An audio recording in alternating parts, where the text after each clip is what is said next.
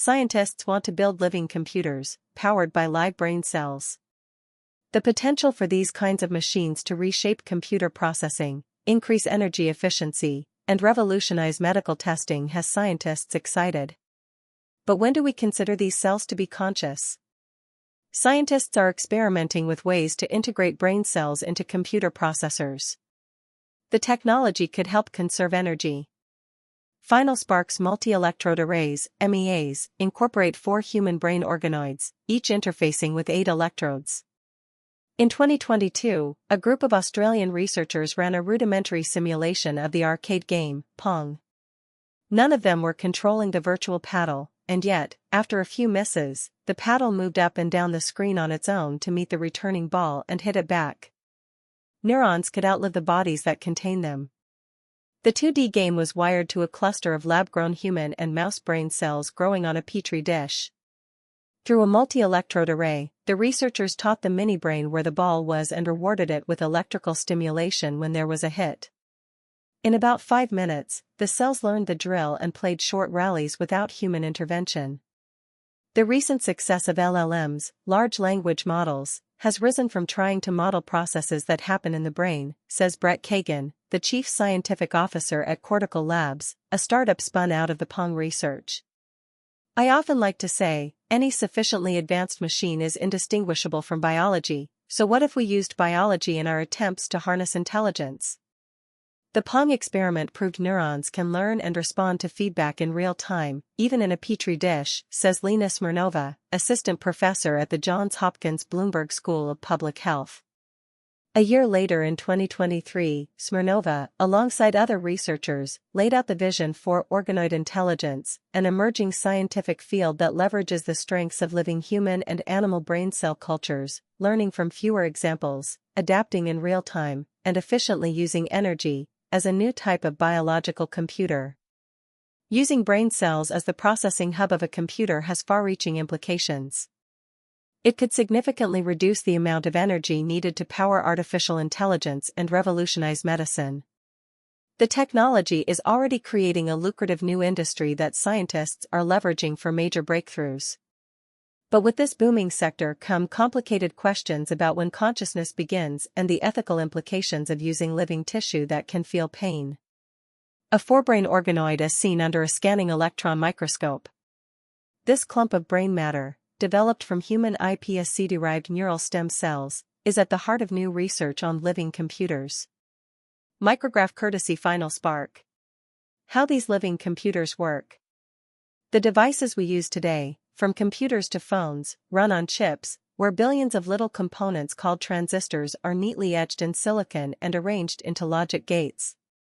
Each chip can take up to a couple of bits as input and then shuttle forward a single bit output. Combining numerous such gates makes it possible to execute complex operations, such as those used in modern AI chatbots. However, units of brain organoids, known as bioprocessors, function in tandem with a traditional silicon chip. Inside each organoid, endless neurons grow in 3 dimensions, forming connections through synapses. Because there's no fixed wiring to limit them, the network constantly self-organizes and evolves as it learns. Neurons can simultaneously transfer information by electrical pulses and chemical signals, as opposed to the rigid, step-by-step logic of a normal computer. It's more like an ever-adapting web than a tidy circuit board, adds Smirnova. Not only is the human brain naturally adaptive, but it's also incredibly energy efficient.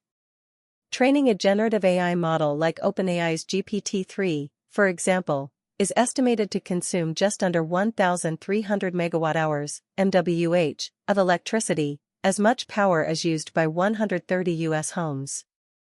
The brain needs a fraction of that and requires no more energy than a common light bulb to perform a comparable task. Data from the Johns Hopkins research suggests biocomputing could cut down AI energy consumption by 1 million to 10 billion times. The development of large organoids for power-efficient neural networks could help with running complex deep learning models without significantly impacting climate change, Ben Ward-Cherrier, a computational neuroscience researcher at the University of Bristol, told National Geographic. How bioprocessors are already being used. It's no longer an experimental pipe dream either, a cottage industry of startups has raced to commercially build what some colloquially call a living computer. Swiss-based FinalSpark's neuroplatform, for example, lets anyone remotely run experiments on a cluster of organoids for $1,000 per month. Its facility incubates thousands of processing units, where each organoid is connected to 8 electrodes plugged into a conventional computer. Using FinalSpark software, researchers can code programs to electrically stimulate the neurons, monitor their response, and expose them to the feel-good neurotransmitters dopamine and serotonin to train them to perform computing tasks. In addition to renting out its biological computers over the cloud, Cortical Labs also began selling its bioprocessing units earlier this year for $35,000 each. The units look like devices out of a sci-fi movie. A large glass and metal container houses all the supports. Over the last couple of years, researchers have taken advantage of these privately run biological computers to test breakthroughs. The University of Bristol's Ward Cherrier, for instance, integrates organoids into robots as their brain, so they can learn on the go. His team used Neuroplatform's organoids to develop a system that reads Braille characters at 83% accuracy. Each letter's spatial information is encoded into specific electrical pulses, which the neurons can identify.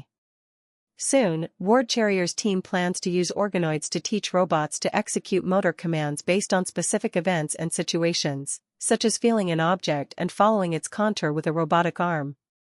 The skill could one day help a robot understand what it's interacting with. For now, living brain cell computers are far from replacing your laptop's processor. For one, the brain cells deployed in computer circuits are in their infancy and remain immature, fetal-like in both biological structure and behavior. They lack the structured architecture of a mature human brain, which prevents them from performing advanced cognitive feats. In their current state, organoids can be taught in simpler ways, such as learning rudimentary tasks when stimulated and exhibiting rudimentary memory functions. Plus, no two organoids behave the same way, and keeping them alive for extended periods remains a challenge. Smirnova agrees that cellular computers aren't close to the level of reliability or scale needed for mainstream computing tasks. Yet being immature allows these networks to be flexible, which is ideal for research. A safer and more humane way to test drugs. For the foreseeable future, Smirnova says, she and her research team will continue using organoids to better understand and treat neurological conditions. While organoids may not be advanced enough to compute complex information, they're becoming a more feasible and humane way to test drugs. Researchers may soon be able to grow an organoid from a patient's stem cells and test how a particular drug affects their specific neurons or screen a library of chemicals to check for neurotoxic effects, all without involving animals. Kyle Wedgwood, a professor at the University of Exeter's Living Systems Institute, is doing just that. He's leveraging FinalSpark's neuroplatform to figure out ways to restore the brain's memory after it's disrupted by diseases such as Alzheimer's. This work will lay down foundations for smart, implantable biotechnology to help mitigate neurodegenerative conditions, adds Wedgwood. When do organoids become organs? As these lab-grown mini-brains become more complex, scientists are also probing questions about when they enter the realm of consciousness and the ethics of activating their pain receptors.